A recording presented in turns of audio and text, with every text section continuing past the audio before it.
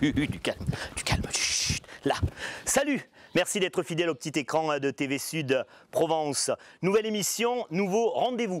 Une nouvelle émission qui sera faite d'abord d'un territoire, celui qu'on appelle l'arrière-pays provençal, qui va là-bas des Alpilles, en passant par le Luberon jusqu'aux gorges du Verdon. Oui, nous irons parfois dans le plus grand canyon d'Europe. Et puis, je tenterai à travers ce rendez-vous de vous faire découvrir des situations originales, des entreprises étonnantes et surtout des personnages, des figures, comme on dit par chez nous. À propos de figures, eh bien, nous avons rendez-vous à Reillanne, dans les Alpes de Haute-Provence, avec Henri Mérou. Henri Mérou, il exerce le métier de calligraphe, et c'est un calligraphe un peu coquin, parfois. Allez, au galop.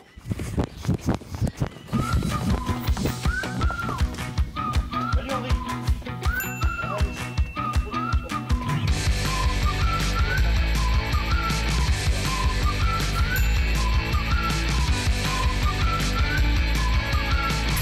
Henri, je vais commencer comme ça.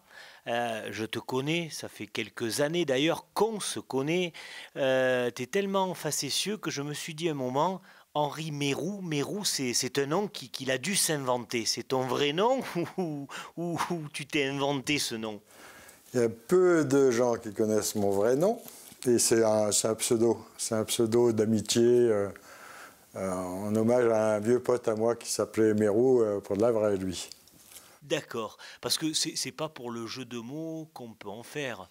Des proches en avaient joué dessus là, hein. Ouais. Mérouston. Ah, mais je les connais tous. Hein. On a dû te les faire. Seul à celui qui m'en trouve un nouveau. Alors, faites le concours, il faut essayer. Donc on les invite à nous écrire avec des jeux de mots sur Mérou. Ah, pas de problème. Bon, ben c'est lancé, ça y est, tu vois, c'est lancé. Henri, à l'époque du numérique, à l'époque où tout va vite, à l'époque où la technique a envahi nos vies, calligraphe, c'est un défi de fou. On peut le dire, mais à partir du moment que j'ai 40 ans de métier, c'est difficile de changer de vélo en route. J'ai un ordinateur, je m'intéresse de loin au progrès moderne, mais c'est vrai que la calligraphie, pour moi, ça a toujours été mon boulot. De peintre en lettres que j'étais à Manosque, jusqu'à aujourd'hui, j'essaye, j'ai travaillé beaucoup avec les écoles pour essayer d'apprendre aux gamins de mieux écrire. J'ai été spécialisé pendant des années comme spécialiste de l'écriture scolaire et son apprentissage. Et maintenant, vu qu'à l'école, on fait de moins en moins appel à moi, je travaille sur des calligraphies plus modernes, avec des feutres, des crayons modernes, des feutres japonais, qui sont quand même beaucoup plus faciles à utiliser que le pinceau, et beaucoup plus faciles à trouver surtout. Alors tu sais, par les temps qui courent, ça devait être pareil avant. Et on disait d'ailleurs, c'était mieux avant. Les gamins, ils étaient meilleurs à l'école avant. La vie, elle était mieux avant. Aujourd'hui, on écrit moins bien qu'avant, vraiment? Ah, complètement, oui. L'intérêt est parti. C'est-à-dire que maintenant, les gens ils pensent qu'ils peuvent se faire comprendre autrement qu'avec une chose écrite. Bon, moi, je dis les écrits restent. Tu vois, les écrits restent. Les paroles s'envolent, les écrits restent. On a deux métiers radicalement différents. Toi, tu parles, moi, j'écris. Mais à l'école, c'est pareil. Un instituteur qui dit « Moi, vos enfants, je vais leur faire écrire en informatique », les parents, ils sont contents. Si le même instituteur, il dit « Moi, vos gamins, je vais leur faire de la calligraphie », les gens, ils vont faire ringard. Les choses changent, mais peut-être vont-elles revenir. Et bien, dans l'écriture, on fait attention à l'orthographe, on fait attention à la présentation. C'est un sujet immensément vaste.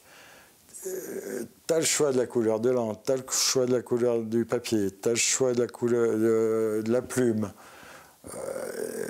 Si tu as envie d'écrire quelque chose de parfait, tu as tout un milliard de choix. Il faut les connaître ou les appréhender.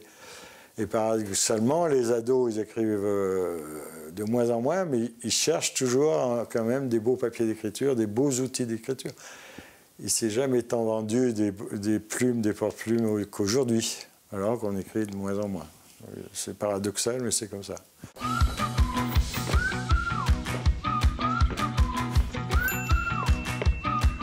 Henri, on va parler d'une autre facette de ta passion pour l'écriture. Pour un archer, j'aurais dit une autre corde à son arc. Pour un cycliste, une autre casquette. Pour, je sais pas, on peut dire une autre plume à ton porte-plume. On peut le formuler comme ça. Allez, on va le formuler, comme ça. Alors, je sais pas, 11 ouvrages, tu as participé à la création de 11 ouvrages que tu as publiés. Et je sais pas comment te définir. Tu es auteur, tu es facilitateur de ces ouvrages. Comment on peut te définir par rapport à ce travail?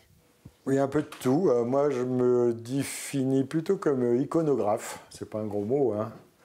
C'est donc l'art de... C'est un contrat que j'ai fait avec un éditeur où il me demandait de fournir 75% ou plus des documents pour un livre. Et vu que j'avais 110 000 cahiers d'écoliers à la maison, ça a été assez facile pour moi. Donc le pourcentage pour chaque livre était lié à 75% et plus de documents que je fournirais, ça l'arrangeait. Et c'est ce que j'ai fait. Donc j'ai commencé à avoir mon nom sur les couvertures, puis après j'ai dit que c'était beaucoup plus intéressant de ne pas avoir son nom, mais être iconographe. C'est-à-dire qu'il me demandait 100 cahiers de l'année 1912, je lui fournissais dans les 2 jours qui venaient, quoi. Alors, Henri, au sein de ces cahiers d'écriture et d'écoliers, et là, ça a été ton talent, tu as déniché quelques perles.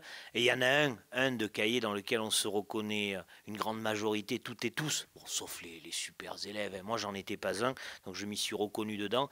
C'est le fameux cahier de Cancre. Là, tu nous as déniché des perles. Ah, complètement, oui, oui. Mais... Et ce qui est remarquable, c'est que c'est que français, que ça existe nulle part ailleurs.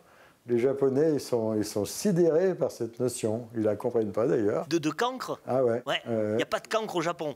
Ben, ils estiment que non. Henri, alors après les écoliers, ce seront parce que c'est pas encore sorti, ce seront des ouvrages consacrés à des cahiers de poilus. Les cahiers des soldats de la Grande Guerre. Oui, c'est ça. Et moi, ce que j'ai aimé dans ces cahiers de poilus, c'est le côté graphique. Les titres, les dessins, comment on dessine des femmes un peu déshabillées. Et c'est difficile de dessiner une paire de fesses. Si tu demandes à des gens de dessiner une paire de fesses, tu verras que alors une femme en déshabillé, c'est aussi difficile. Alors sur des chansons lestes, moi j'aime bien, hein. J'ai fait partie de la fanfare du coin, les paillardes, des choses comme ça. Et c'est émouvant parce qu'on se rend compte que c'est des soldats, ils l'emmenaient certainement au combat. Je pense qu'ils le mettent dans la taillole et c'était un peu un talisman, hein. Et on voit, moi j'ai des cahiers, ils s'arrêtent brutalement, puis c'est marqué décédé à tel endroit, à tel jour et tout. Bon. Et c'est quand même des types, bon, on en parle depuis un moment, dans les tranchées c'était terrible, quoi. Parce qu'ils vivaient, ils pouvaient rester une semaine. Et ben, c'est des types, ils revenaient à l'arrière, quand ils étaient sains et saufs, et ils se mettaient à chanter. Alors je ne sais pas si c'est pour démystifier le tout, pour porter chance et tout, mais j'ai toujours trouvé ça très étonnant qu'on puisse encore chanter.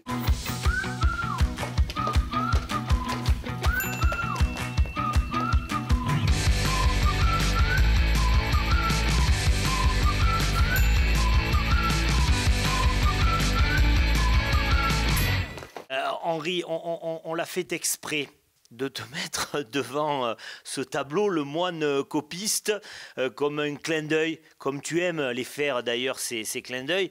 La troisième facette de toi, et non la moins intéressante, c'est celle du Henri Mérou coquin. Tu aimes les mots, et tu aimes les mots un petit peu coquins. La preuve, tu as décliné, enfin tu as fait un travail de calligraphie sur la déclinaison des fesses en combien de mots? 232. On a recensé 232 synonymes du mot fesse. Cite-moi des mots inconnus, allez. Ah oui, ça veut dire fesse, ça aussi. Le brenou, le bottom, le lorgne, le ballon, le bus, le croupion. C'est Léo Campion qui a initié ça, qui a fait un grand concours il y a quelques années déjà, avec la confrérie du Taste-Fesse, dont j'ai fait partie, parce que j'avais écrit un bouquin il y a quelques années sur la Fanny du jeu de boules. Donc ça faisait partie du contact. J'ai été d'ailleurs compagnon du tasse-fesses. Au fessier, j'étais dans la hiérarchie. Alors Henri, un petit peu comme on l'a tous fait, les ados là, qui appellent au téléphone monsieur ou le boucher du coin en lui disant vous avez des pieds de cochon, ah bon comment vous faites pour marcher, à l'eau, non à l'huile, tu sais ce genre de truc qui mène à rien, absurde, mais qui fait mourir de rire.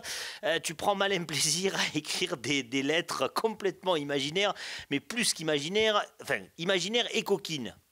Oui. Mais c'est quoi? C'est un échange. Moi, j'aime bien les choses franchouillardes. Moi, j'aime bien. C'est vrai que tous les Français aiment bien faire des jeux de mots sur les noms des communes, sur les noms des gens, sur les régions. Hein. Il y a toujours. Et moi, j'ai pris l'idée un jour d'écrire à des gens qui n'existent pas, mais le village existe. J'ai écrit, par exemple, Monsieur Abrard à Courcy. Ouais. J'ai écrit une femme qui s'appelle Sébastienne. Ben, voilà. Ah ben ça, merci. Hein. Et son nom, c'est Sanjar. Et il y a un bled qui s'appelle Tel, qui est... donc ça fait Sébastienne Sanjar-Tel. Tu vois? Ouais. Donc... Alors, et ces lettres, elles te reviennent après? Eh bien oui, elles me sont toutes revenues même. Qui prouve que le facteur fait quand même son boulot. Et... Henri, c'est un jeu, moi j'aime. C'est un jeu social. La télé a hélas ses règles, et notamment une qui prime à toutes les autres, c'est celle du temps. Mais ce rendez-vous, c'est aussi pour donner envie aux gens de poursuivre plus loin, d'aller découvrir donc tes ouvrages, et puis sans doute peut-être, mais je sais que ta porte est ouverte, les invités à venir te rencontrer ici à Reillanne. On va essayer de prendre cette bonne habitude dans le cadre de ces rendez-vous, de finir comme ça avec toujours une trace personnelle de celle ou de celui qui est dans le cadre ou de l'activité qui est dans le cadre. Puisque tu es calligraphe, on va te laisser écrire quelque chose et on terminera par le plan sur ce quelque chose que tu auras écrit à l'attention de qui tu veux. Ça peut être les téléspectatrices et les téléspectateurs, ça peut être quelque chose de tout à fait différent. Mais en tout cas, moi, je ne peux pas l'écrire puisque mon métier, c'est celui de parler. Je tenais à terminer comme ça, Henri, en te remerciant vraiment de ton hospitalité. Merci à toi, Henri Mérou.